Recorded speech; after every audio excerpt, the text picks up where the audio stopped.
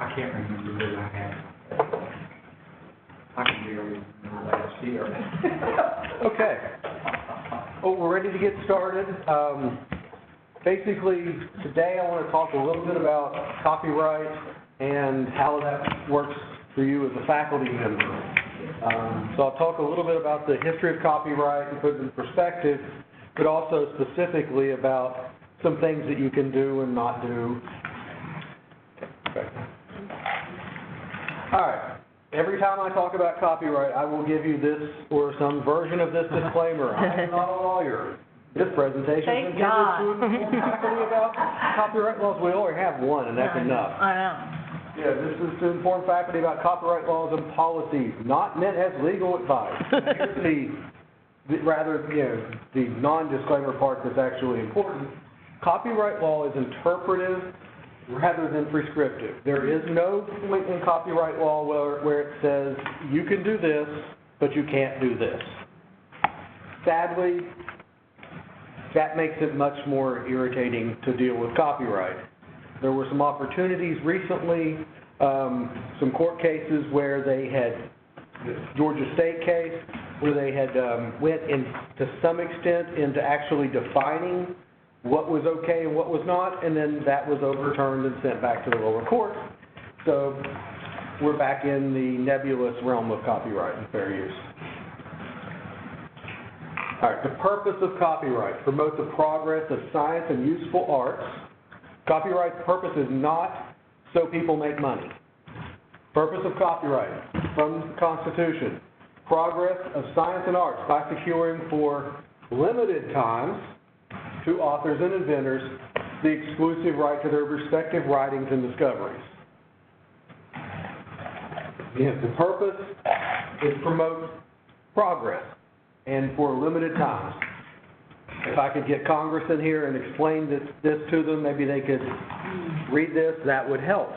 But it is, it's not a, you've written something so you get it for your life and your great-grandchildren's life, and you get to make money out of it. And it's not for the purpose of making money. It is actually for the purpose of advancing science and arts, and it's supposed to be for a limited time, but that's gotten out of whack. And take your first shot. Part of that problem is Disney. There you go. Shot. Everybody take a shot. All right. Next one, please. What is protected? The expression of ideas, not ideas themselves. So I've got this idea for a story about a guy that goes to the moon and finds a moon girl. You can write one too. It's the way I say those things that is copyrightable. Must be an original expression, which, brings back, there's nothing new under the sun. What is an original expression? But they're very lenient on this. Must be fixed in a tangible medium. So we could have a conversation about this idea I have for a book, and maybe even I say, here's what I'm thinking about for some of the dialogue. That's not copyrightable. The minute I write it down, I own a copyright. There is no requirement to register copyright. It is automatic the minute you put it in a tangible form. So, your grocery list, not exactly an original idea, but, your thoughts that you write down or, your class notes, the minute you put them in a tangible form on a computer or a piece of paper, the drawing you scribble on the back of a napkin, that is copyrighted to you, that moment. However, registration is required to receive damages. You can sue someone for a non-registered copyright, but you only get injunctive relief. So if you write the Great American Novel and never copyright it, and then somebody finds it and publishes it, you can sue them, but all you can get is to have them stop publishing it. If you register, then you have protection, and you have the ability to get damages, yes. May I put as a caveat before you get too far into this, not to confuse copyright and plagiarism while you're speaking? I think, You'll go over it in more detail, but copyright versus plagiarism. thank you. All right. These are related but very different ideas. You can violate copyright without plagiarizing. I mean, you know, I could hand you, you know, a essay that I stole somewhere, but I cite it. I mean, you know, so I can violate the copyright by making tons of copies of it and selling it on the corner. But I won't be plagiarizing if I leave the author's name on it and I cite it. So you can violate copyright without plagiarizing. You can also plagiarize without violating copyright. So you can take someone's idea, use it without their permission, you know, and be, you know, have an academic integrity problem, but you haven't violated copyright because what if I go ahead and give you, you know, here's my drama essay, or here's my drama piece. I did a scene about this guy named Hamlet. You're going to love this, you know. He's confused about what to do with his life. You know, he says to be, not to be. So Shakespeare's not in copyright, so I haven't violated copyright, but I've plagiarized. Okay? So it is possible. Understand that these things do get related a lot of times, but they are not the same. So you have a copyright. So what does that mean? You can reproduce, distribute, display, perform, et cetera, copyright. Okay? So basically, really, in a lot of ways, copy. So it really does mean you have the right to be the person making copies. Now this gets complicated with the internet because everything you do on the internet is making a copy. It's how the internet works. You know, it sends copies back and forth. So this becomes complicated. And these are the rights. Now, on the one hand, if you're a copyright holder, and we all are, we all hold copyrights. If you're a copyright holder, these are your rights. These are also the things that you can do to someone else's copyright that will be an infringement. Okay. Has it gone too far? Well, the answer to that is yes. Right now, copyright rewards works already created and limits works yet to be created. I mean, that's the problem right now.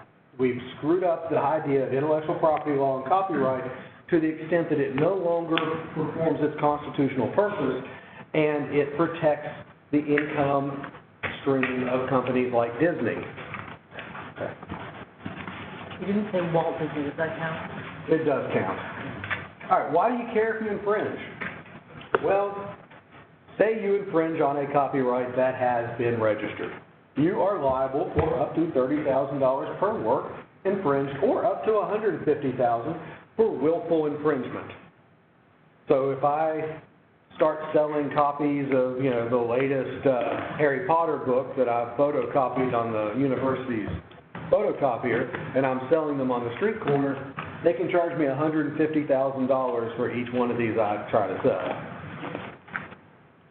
You can also get in trouble with the university, you know, get sued yourself, you could get the university sued.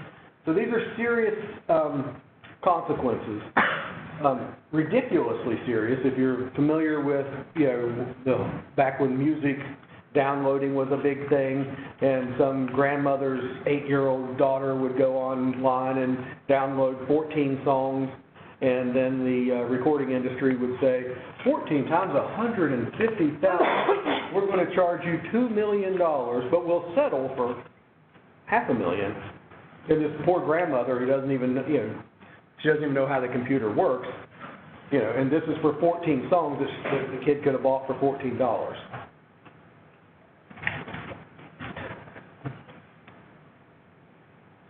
All right, here's just some of the legislation. Obviously, starting with the Constitution, copyright resides under U.S. Code Title 17. There were 2 Copyright Extension Acts. The TEACH Act allows for certain things to be done in a classroom, and most specifically in an online classroom. The Sonny Bono Copyright Extension Act is also known as the Mickey Mouse Act. That happened because the very first Mickey Mouse cartoons were about to enter the public domain, and Disney went nuts. Now, The irony of, once again, take another shot for the Disney comment. The irony of Disney going insane about copyright is, think about your favorite 5 Disney films. The Brothers Grimm. They are all from the public domain, which Disney fights constantly. The Digital Millennium Copyright Act, the DMCA, is directed towards copy protection schemes and things. And basically it says things like, okay, so you've got this DVD, you can't defeat the copy protection on the DVD, even if that copy protection is ridiculously simple to defeat, it's illegal to defeat it. Now, every year, the Copyright Office, which is under the Librarian of Congress, has a set of rulings.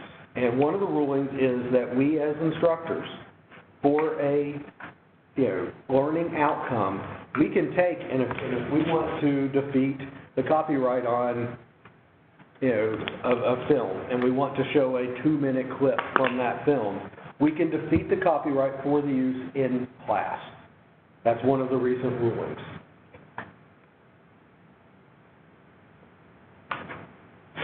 All right, how long does copyright last? Well, 70 years, life plus 70 years is the current copyright. So, a long, long time. Far longer than, this is not a limited term. However, for the first year in 20 years, on January 1st, 2019, we had a copyright day, wherein a bunch of material, everything that was produced in 1923, is now in the public domain. So I believe, there was a Robert Frost poem among those items that now you no longer have to pay the Robert Frost estate. The first book in Ellen Montgomery's Emily series, Emily of New Moon, is now on copyright according to that date. Did John text us that day and wish us happy copyright day? He sure did. I was like, all Very right. exciting. The idea being that, at a certain point, because things that were produced in 1923, I'm guessing the artist has received remuneration sufficient to encourage them to continue, to have continued producing. That's the only purpose of copyright, not to make certain they have an income into their daughterage, but just to make certain that they continue to produce. So this chart basically looks at, okay, when was it produced?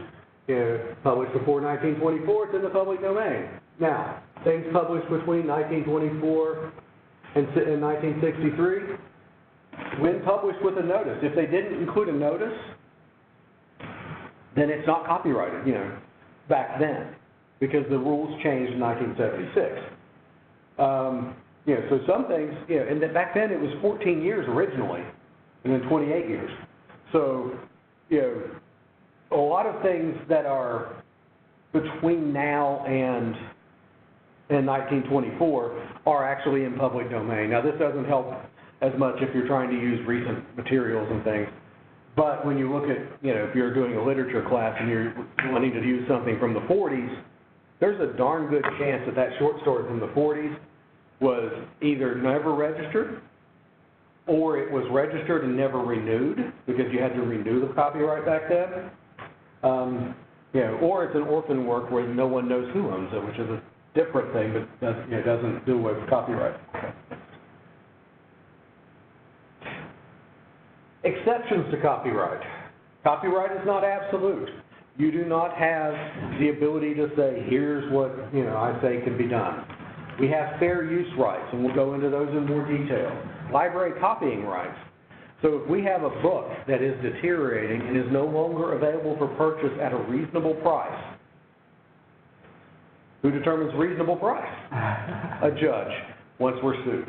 That's the only way. That's the hard part about copyright. The first sale doctrine. So I bought this book, I'm done with it. I can take it to a used bookstore and sell it, and then they can sell it to someone else. This is not true in every country. public displays, and classroom teaching and distance learning teach acts.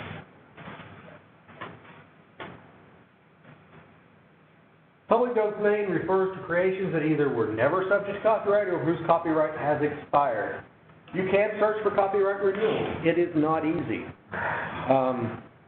One of my kind of dream projects that I'm working on is pulling together pulp writing from people who lived in West Virginia.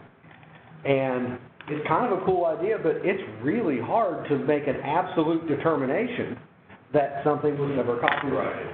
You know, because sometimes it was copyrighted as part of a bigger whole, and sometimes it was, you know, you can do searches at the Copyright Office. There are people whose entire job is to do copyright searches, and they are very good at that.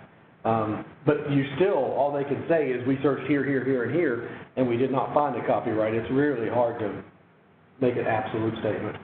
The U.S. government does not copyright their material. Their stuff is not copyrighted. So if you want to take a USGS map, make some alterations, or even make it just like it is and photocopy it and sell it, more power to you. You're allowed to. And anything produced prior to, I had to change this slide. I was so happy. 1924 now. Next year, I'll change that to 1925, assuming that Mickey Mouse doesn't get in the way. That's an oblique Disney reference, so take a shot. What about research done under government grants? That is very complicated.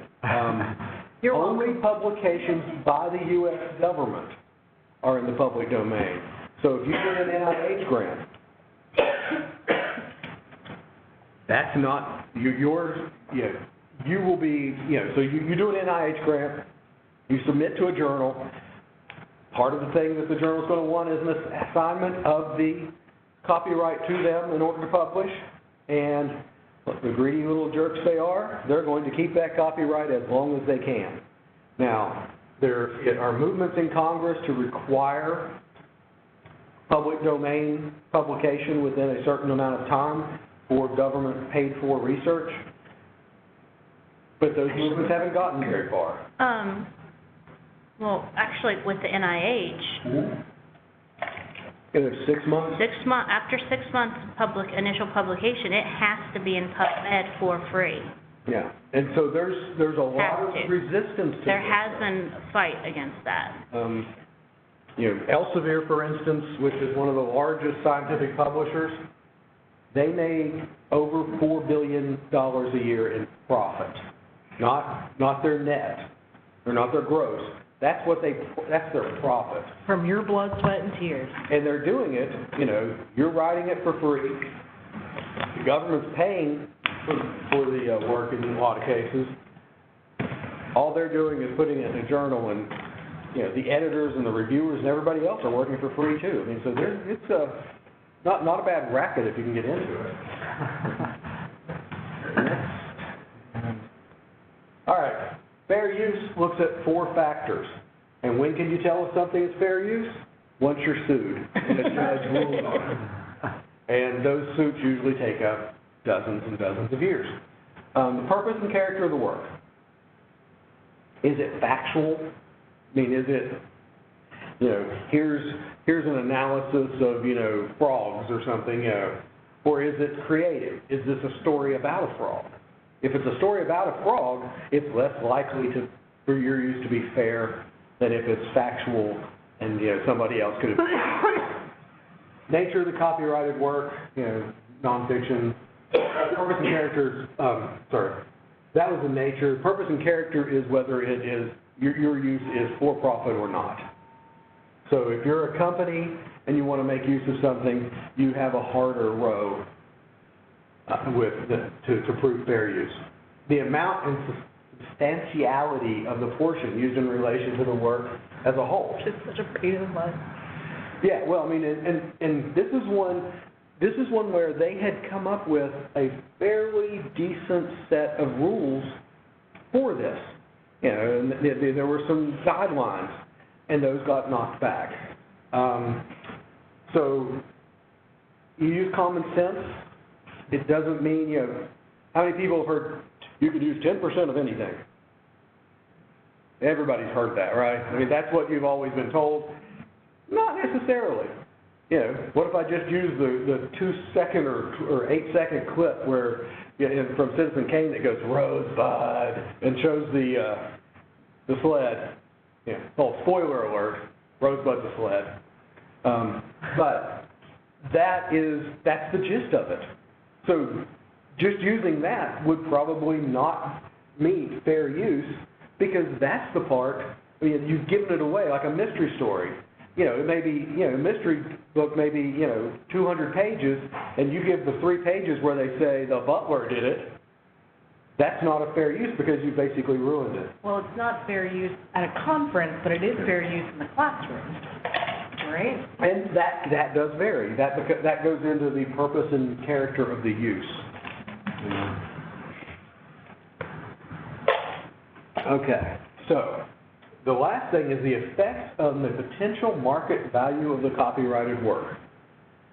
So if I break the copyright on a copy of Harry Potter and put it online and make it known, and it gets downloaded 8 million times, I've had a huge impact on the market value, because if it's freely available, who's going to buy it? On the other hand, you show something in a classroom. Now, if what you're doing is substituting for a purchase, a lot of times that hurts you. So you found a way to get a copy of something and you're just showing it, or you're handing it out in a classroom. That's substituting for a purpose, so that's having an impact on the market value of this item, not worldwide, but within the classroom. This one's another one that is hard to deal with. And there's a sheet over there that I handed out. That's a good thing to do if you are looking at something. And I also put this in the last email. If you're looking at something and thinking about using it, and you want to look at if you want to be able to defend your fair use statement and not be considered arbitrary, you take and sit down and do this. Is it fair for me to use this? Fill one of these out and put it in the file. And look at each one of these factors and say, is this a fair use? Because if you have this to support, I looked at it, I considered it, here's my factors, and I consider this a fair use, then you've got a defense in court to basically say that you didn't just misuse something. Yes? Can you use some examples, because that always helps me, like the difference between showing a Clockwork Orange or the difference between handing out a journal article every semester? We'll go into that. More Yeah. Okay. Next, please. All right. There's also the ALA Fair Use Evaluator. This literally will generate a sheet like this as you answer questions. So if you're asking yourself, is it okay for me to do this? Go through this, and I also sent the PowerPoint out in the last email. But go through this, and it basically asks you questions. What are you wanting to do with it? You type that in, and it will generate a evaluation and a recommendation. It will not give you a ruling, because that requires an adjudicative process. The ALA is not a lawyer. It is not. All right, beyond fair use. Permission from copyright holders. This guy puts this out, for permission. He gives people permission to use this form. I've contacted copyright holders in the past and said, can I hand out your form? And, you get an email back that says, sure. Most of the time people don't mind. Especially when we're dealing with other academics, as long as they own the copyright. Now, you can't call somebody who wrote a journal article and it's published by Elsevier and say, hey, can I use your journal article? They're going to be like, I wish I could say yes, but I don't own that now. It doesn't belong to me. But if they own it, usually it's not a problem. Creative Commons. Creative Commons is a great thing. Creative Commons is a way of having a creator establishing the rights to use something and claiming less than their full copyright. Basically what they're doing is sometimes they'll say, Creative Commons license, attribution only. So that means you can use it, just don't take my name off of it. I want credit. And there's a whole string of different flexible licenses for Creative Commons. And go to creativecommons.org. And so this is mainly useful for either when you're searching for something, like if you go to Flickr and you're looking for a picture to use as a background, you want to talk about birds, and you don't have a handy copy of a picture that you've made of a pigeon. Well, you can type in pigeon in Flickr, and then you'll find one. You limit it to Creative Commons, and maybe somebody will say, just put my name on it. And so you can find something that you can use fairly. There are a whole lot of different ones. Some of them are, no derivative works are allowed. So you can use it, but I don't want to see it, I don't want to see dancing pigeons from my picture of a pigeon. Take your own picture of a pigeon. There are also ones that say non-commercial use only. So, we could use it here at the University of Charleston, but the University of Phoenix couldn't, because they're for profit. Or, Bob's marketing firm couldn't use it in a commercial. Public domain works. That's all those things before 1924, and all those things that never, had their copyright expired or whatever.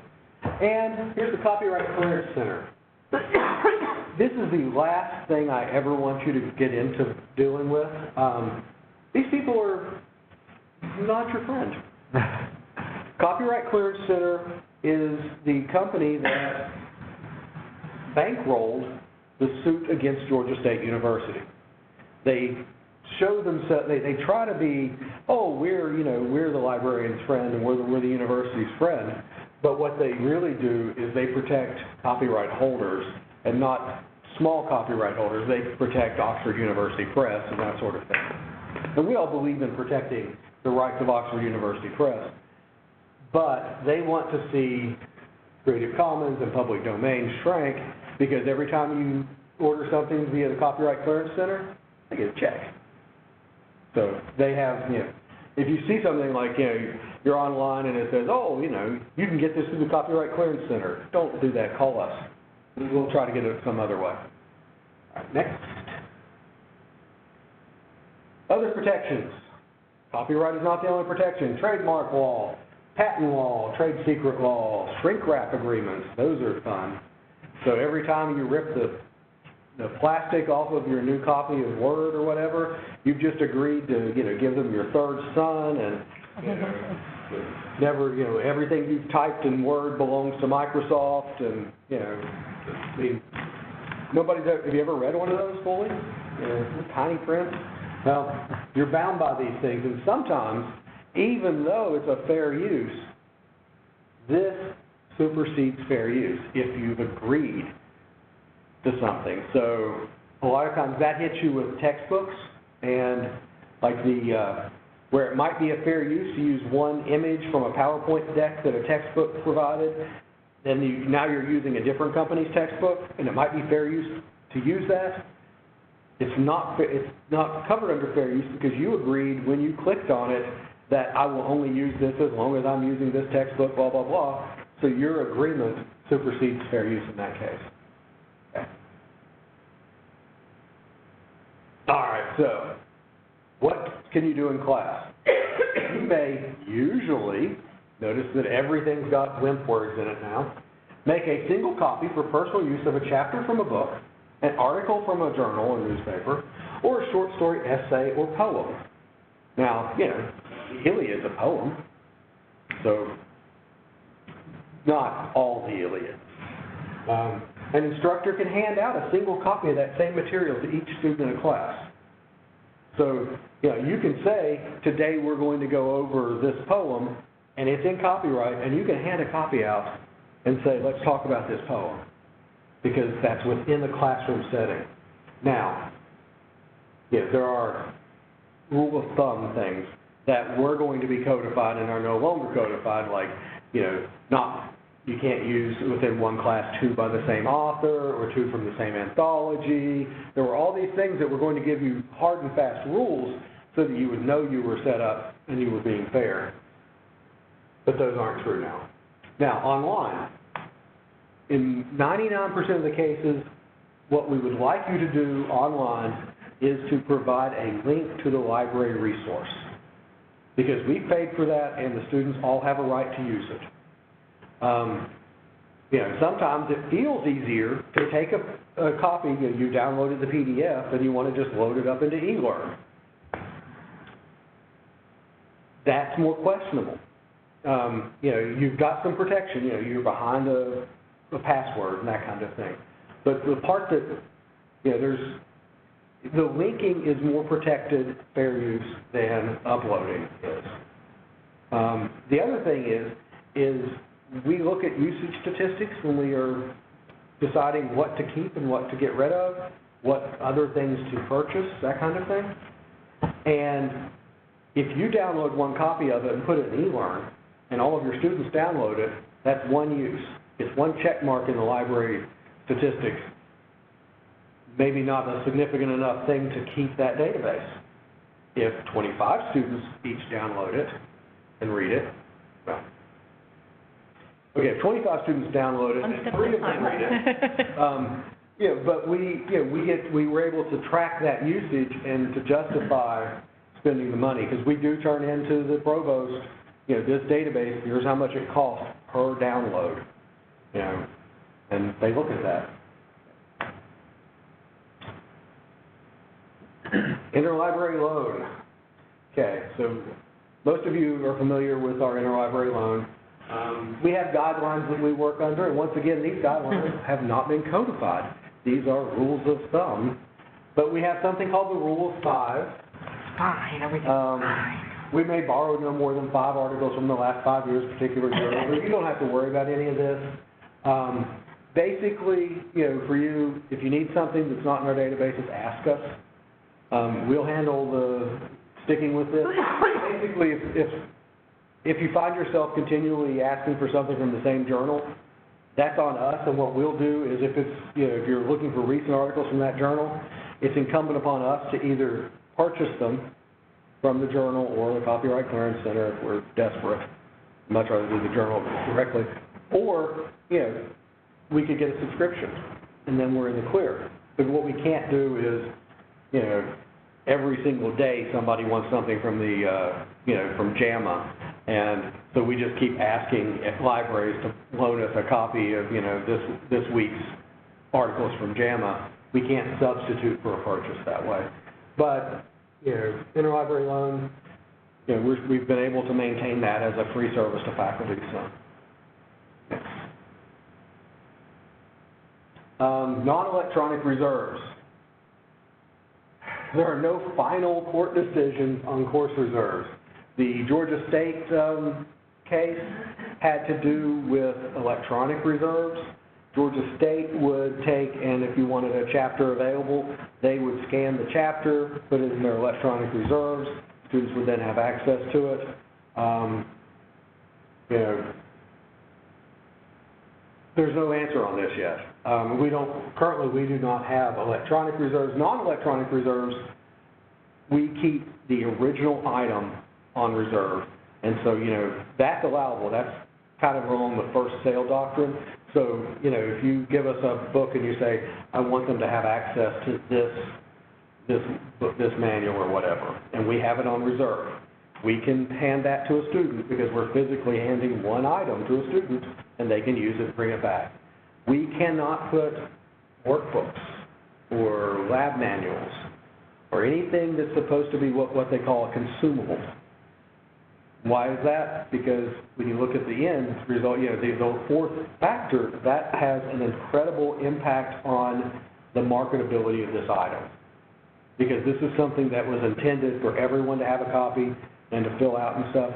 So if you find yourself, you know, doing a lab experiment and you hand out the lab experiment, you know, from a workbook or your lab manual, you're in violation and you're not going to win the case. In that case, you know, basically they have to buy a consumable. Okay. Unless, of course, you know, like, you know, worksheets, you know, especially in like, you know, junior high and stuff, that you'll buy a book of worksheets that give you the right. I mean, that you know, they can transfer that right to you. Okay, here's our library reserve rules. You know, another little bit of it is copies of articles cannot be, like small text. Copies of articles from journals or book chapters may only be placed on reserve for a single semester. I discourage you from saying, here's a copy of a book that I have. Give us the actual book and we'll put it in there and we'll try to protect it. But the photocopies you can only use for a semester. And this is true online as well. For instance, I had a professor this past couple weeks who had a journal article that he had interlibrary loaned. So we don't own that journal. And he was making it available for students. Well, first of all, he didn't actually tell us that he was doing this. And so he had interlibrary loaned the journal article for himself and then put it on his syllabus as a reading assignment. And so we had every student in his class contacting us, asking us to interlibrary loan that journal article, which obviously violates the CON2 guidelines. But since he had a legal copy, legal for one use copy, he put it up on eLearn for one semester.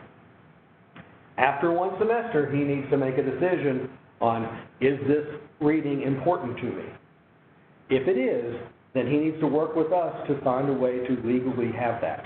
Either we add that journal as, electronically, and so all the students can download it from a database, or, we purchase that, the rights to it from the Copyright Clearance Center or from someone else. We purchase the rights for the number of students that want to use it, or they find something different. But you can't continue to use the same article over and over again, especially if we don't have it in one. If we have it in a database, you can link to it every single semester. But if it's something that you've asked us to get interlibrary loan, then we have to provide a library-owned copy to you after that. These are also, single copy of an article, in particular if you have a journal or magazine, which is tough because sometimes they have theme issues, and you're like, I want them to read these 3 articles. They're in the same one. But if they're in our databases, you can refer them there. Test booklets, other consumables. Linking is always better than putting on reserve. We can help you if you have any questions about what we call permalinks, which is a permanent URL that links to an article that you want to put in eLearn. We can help you build that permalink. And each of the databases has a way of doing it, and they are all vastly different. It's just, you're not being, dense if you're asking us, well, I have a permalink for this one, but then this one in a different database, I can't figure out how to do a permalink. That's okay. It may be totally different, and it's not often obvious sometimes. Next. Videos in classrooms. Okay, so Section 110 is face-to-face teaching. You may show a rented or personally owned video in a classroom setting. You may not say, I'm so happy you all did so well on the test, we're going to watch Bambi this week. Now, if you have a class on animation, you can watch all of Bambi if it meets your teaching objective. But you cannot, actually, I didn't realize I'd use Bambi as an example here. Now, in the end, limit the use of commercial videos. That's the biggest thing. Unless you are teaching, film or film approach, or it's just a really good, I know a lot of business instructors will use certain films that display management techniques and things. And if it meets your teaching objective, then it's okay. But you have to be very careful with that and limit the amount of the use. I took a class with a guy from the copyright office, and this was 2005, so it's been a while, but he knew of no case where a motion picture company sued a small educational institution for violating public performance licenses. I mean, I still worry every time I see, that, someone on campus is showing a video, and I think, not my deal, because I don't know whether they've obviously paid the public performance rights. Next. And I will say that you can get away with some stuff, but remember your students are watching you, and we've had them bring this up during academic integrity cases, so think about that. Your students are watching you. Now, this is something you don't get as much now. Remember course packs? Yeah.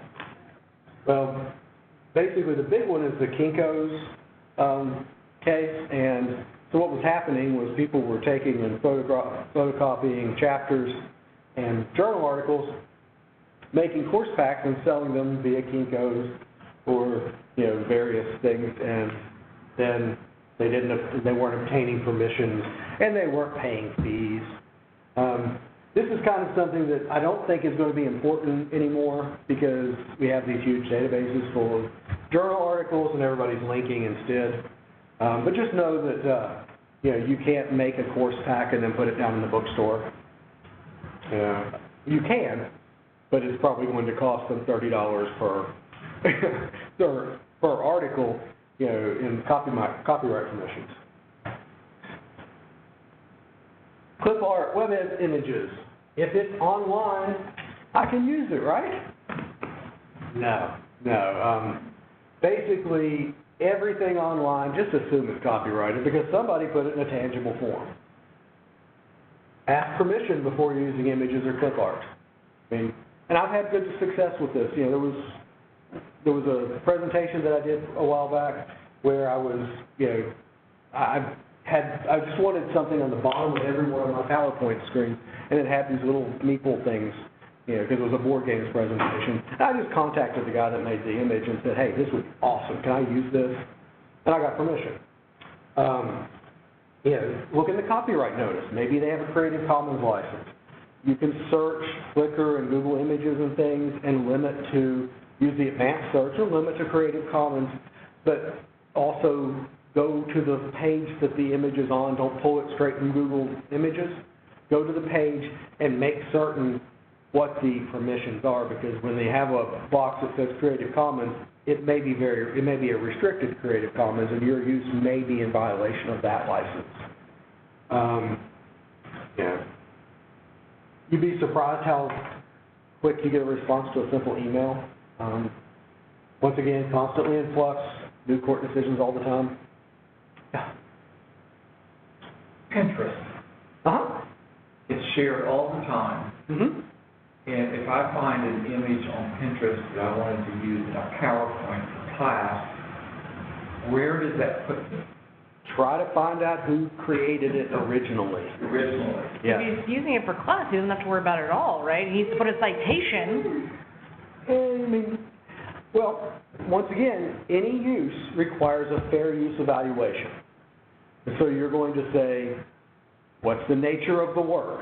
Is it creative versus inform? What's the nature of my use?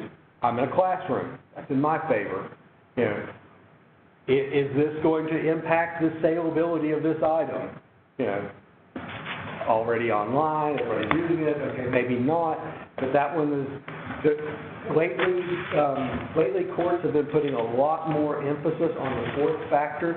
Used to be they looked at each factor as an even discussion and said, okay, your nature of the use is okay, the nature of the work is on your side. It's 3-to-1 your favor. But now, even if all three other factors are in your favor, judges are looking very hard at the impact on the saleability.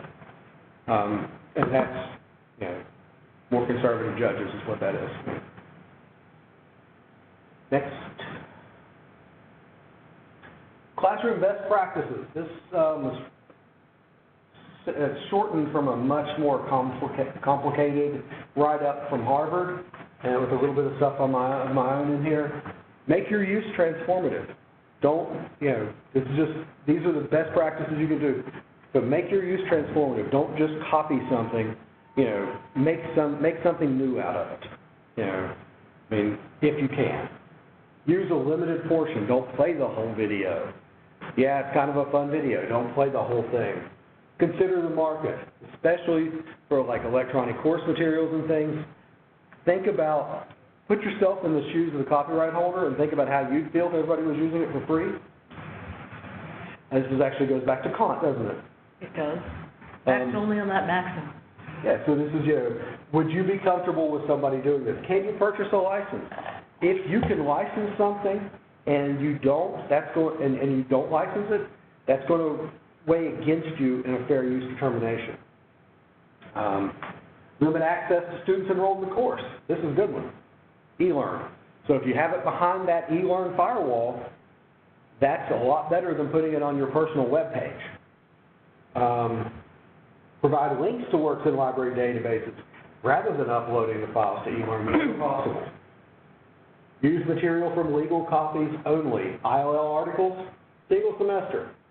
But, if your friend made you a copy of a chapter of a book and the library doesn't own it, you don't own it, and then you want to hand out copies of it to everybody, that's not going to work. Do not overuse a single work. So, this may be the greatest anthology ever. Find some other stuff, because if you are using it to that extent, maybe it ought to be a textbook in your class, and maybe the editors ought to be getting paid. Only use the portion that is essential to your learning objective. Very important. This is where people get in trouble for, showing things, showing films and just saying, okay, well, here's all of this.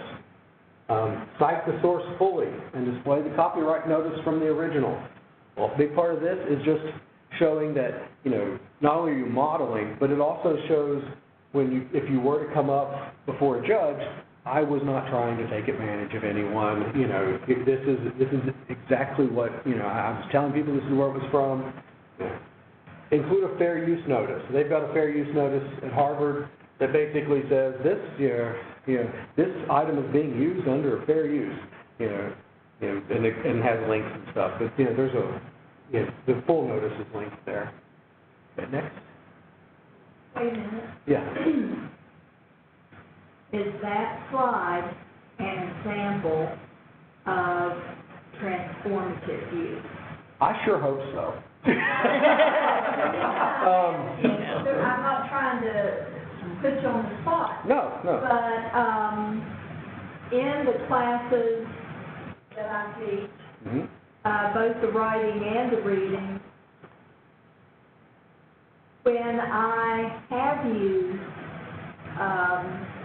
bits and pieces from around the net, this is what I have done, is put adapted from and then put the citation and the link and that kind of thing. Yeah, I haven't put the fair use thing on it because sometimes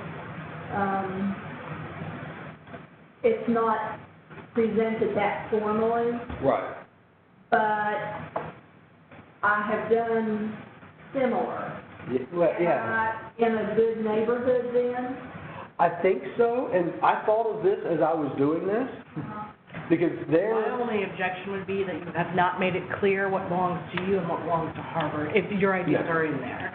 And so ideally, if you want them to model your behavior, you would have a bunch of bullet points from Harvard, and then you would say, these are my additional thoughts, so that it's clear which ideas belong to whom, not to call you out in the carpet. No, hey, I thought That is what I would do, is separate my ideas from theirs, just to model behavior. Now, for a little bit of context, our LLOs, if you look back at the early documents, some of our LLOs and the original generation of them would not pass this test at all. We were stealing things left and right from other people, which, I mean, I don't think he actually said this, but Newton is known to have said, or is reputed to have said, if I see farther than others, it's because I stand on the shoulders of giants. And that's... He totally stole that. Well, I don't think he did it. I don't think he ever said it either. But. No, he didn't. John? Yes. Okay. No.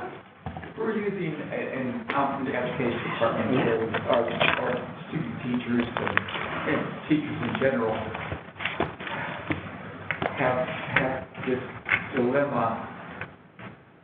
Quizlet, for example, or Kahoot, now allows you to use images if you want. There's no way that I know of that I use a Quizlet quiz or a Kahoot thing. I mean, it's out there. Mm-hmm. You create it, and if you use images, how do you cite that? Are the images part of the package? Or do you download them? Quizlet is crowdsourced quizzes, so, So they're not part of the package? so, you know, you're taking a class and you're building your study notes, and then you upload them, and you put some pictures in to go with it, and you upload that to Quizlet, and then somebody else is using it. And so what can they say? Because things like back in the day when PowerPoint came with pictures, you didn't have to cite those because they were part of the package, right? But couldn't you create an image or either find an image with copyright already in the image or create it in Paint and then upload it that way? Oh, you could create your own, but I don't think that's the question, these are existing Quizlets that you're recommending, okay, you're having problems with Chapter 3. Somebody actually has done a Chapter 3 study guide. And it already has pictures in it, you mean? You're protected a little bit because you're linking to something that already exists. However, that's not a complete protection. I mean, some things, like linking to a YouTube video, YouTube has a protocol where they are responsible for checking copyrights. Now they aren't very good at it, they aren't perfect at it, but if you link to a YouTube video, you're kind of able to say, hey, it's on YouTube. I mean, they're supposed to be checking this, and they have. I can link you to they're checking things and they're taking things down all the time. So how this has been up there for 2 years. YouTube's thing, but in the end, you're not 100% safe. Given the nature, once again, you go back to those 4 items. The nature of the use. Is the use of that picture in that Quizlet slide that maybe 1,000 people total, if they're really lucky, have ever seen, is that going to impact the marketability of that picture? So, is this going to substitute for that picture in such a way that the artist no longer gets to make money off of it? I mean, that's part of the question. Art images, there are a lot more of those online Creative Commons license now. So, like, even a class, even a Quizlet that would be great French art, and you got pictures of, Van Gogh or whatever, his artwork. Probably the museum has those available Creative Commons license, and you could do that, and you wouldn't have any issues. You just need citations and things. You're not going to get hauled off by the cops. Yeah. Technology is moving faster than law. That's the biggest impact of it. Technology is moving so much faster than law that they're trying to keep up, but you're really balancing risk, and there's nobody looking around trying to look for these things unless you're really weird about it. What I have next? I got 2 minutes. References, Oh, references. important. Yes. Honestly, it really is primarily, this is something where you can't really say this is good, this is bad, because they've avoided providing us with that guidance. I really wish they would. I wish we could say, okay, here are the 5 things that are allowed, and if you go over this, you could be in trouble. But it's not so much like that. Copyright is complex. In the end, if you try your best and you do examine it, you show that you put some energy into it. So, like, if I were going to ask this class to look at one of those Quizlets, I would probably fill out one of these, one of the copyright clearance forms on it. I email John, and that way, if I do get hauled off by the cops, I can just It's all me. pretty consistently what I do. I keep the email. I mean, the university doesn't really have a copyright officer. So you then blame the person. Well, I mean, really, actually, that's a scary thing, because theoretically then, I mean, am I the de facto expert on copyright here? Or, do we just lay it on our evil lawyers? Lawyers often ask the librarians, because they don't Yeah. know. Right. At a lot of institutions, the lawyers ask the librarians or whoever the copyright expert is. I mean, it's, no person in a classroom is going to be like, downloading and sending like 18 Beatles songs to all their students for free. I mean, so it's the kind of things that get the attention of publishers and copyright holders, we really don't do unless it has the potential to be egregious. Georgia State, they were pushing the edge of fair use. And they were doing it a lot, A lot, yeah. I mean, publicly. And then going to conferences and saying, this is what we're doing, and we're going to push it. Right. I mean, in some ways, they were looking for this case so that some of these things could be worked out for all of us. And we're still waiting. I mean, we keep thinking it's done, and then some other higher court comes back. And like I say, Copyright Clearance Center is the one that's paying for all this. And what you're doing in your classroom is just mostly modeling good behavior. And when in doubt, just ask us. We will give you a considered opinion. Good chance that if it's a complex thing, we'll take and sit and fill out one of those forms ourselves, just so we can make certain. All right, I will. Just so we can, just so I can say, I've considered, because you want to consider, the rights of the copyright holder, and, in the back of my head also the rights of the end user to, their fair use rights and other rights, and the purpose of copyright. I mean, do we really need to wait until 2055 or something before someone can not pay for a Metallica song? Is that really reasonable? I mean, not that I necessarily want anyone to listen to a Metallica song, but, And Metallica had their good eras. Okay, I have a random question. Uh-huh.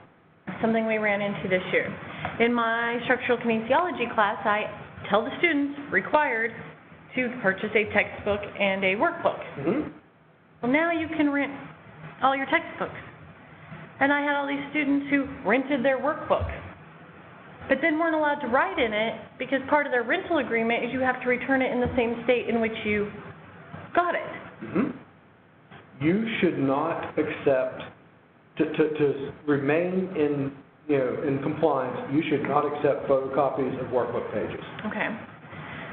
And this is bigger than you guys, so my thought is, do I need to go down and work with the bookstore, or how we're publishing out to the students how we're getting books, and there needs to be a disclaimer, like, workbooks may not be rented.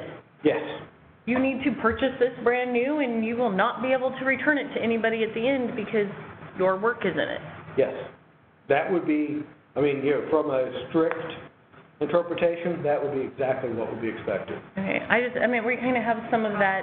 You got to put it in your syllabus as well. Yeah. Yeah. I'm all about syllabus, but my thought is most students look at the syllabus 2 weeks before finals at the end of the semester, not 2 weeks before the class starts when they're supposed to, Well, yeah. getting classes, students get books on the first day of class is like pulling You're gonna have them sign some of the professors require them to sign the front page on the syllabus and turn it in. Okay, and I'm fine with that. Photocopy things, you'd be like, you signed the syllabus and said you. No, and that's fine. Yeah, talking to the bookstore, you don't want to have a student inadvertently, without intention, go to the bookstore, rent. I say, and it's not our bookstore that's doing it, so that's how I don't know how to get the notice out, other than they'll just have to rent it, show up to class, and I say, turn it back in and go buy a new one. Yeah. But, I don't know, this last institution I was at, we always made sure there was an assignment from the book within the first 3 class periods, and we had a big push to institutionalize it. You were to have your books on the first day of class. Because most of them will try to go all semester and never buy their books. Now, we also had to be very specific, and if we were requiring a book, we had to turn in to provost and everybody how we were utilizing that book. You couldn't just put it on the syllabus and not have it. So you had to have readings here or quizzes over these particular readings, or so that the book was interwound into the class. Otherwise, they were kind of like, why are you having a textbook? You go do all the work, put up a presentation, and you don't have to have a textbook to follow it if you're not utilizing the textbook. But I mean, I know here in some of my classes, it's 2 weeks into class, and kids are like, oh, I haven't got my books yet. And I'm like, what are you doing? No, I'm not holding back assignments, and you're getting zeros on them. We're 2 weeks into class. What are you doing? That's part of our goal with, Free textbooks. the free textbooks, or, you know, if there's a textbook that you're using that isn't, there are some textbooky things that are available for us, but like, especially if it's a book that's not necessarily a textbook, it's a monograph or something, then a lot of times we can get those, and if we can get them electronically, that takes away one excuse. And we might start looking into, like in your case, in health sciences, a lot of the time we have to buy a large subscription and then they pay a textbook fee. So they pay $150 instead of $1,000, and it's there the first day of class. Right. Well, and I think we need to work with you guys on different things and double checking what books can be. So I know all of that is there, but that was a big issue I ran into this year, was in my Kines class, we don't get to the workbook till a little bit later into the semester. And then all of these kids, I'm like, well, you need to go do work pages this and this, you're gonna turn them in to me Friday, I'll return your workbooks on Monday, and they're all like, oh, we can't write in our books, we can't do this, and I'm like, then you get a 0 on every assignment from here on out. I don't get it, what do you think is gonna happen? Yeah, just tell them the first day of class and make it, not only does a signature help with that, but they've found that it lowers instances of academic integrity if you put in there that you have read the policy. Yeah. So, I always like things, I always usually do like a quiz over my syllabi on eLearn, and it'll, type in my email address, type in this, just to give something, but that was a new thing, going from athletic training where we had this small group, and I had control of all of those kids to movement science, where it's just such a big group. Yeah. Thanks, everyone. Thank you. Thank you. Joseph, thanks for hanging in with us. Hopefully it was useful.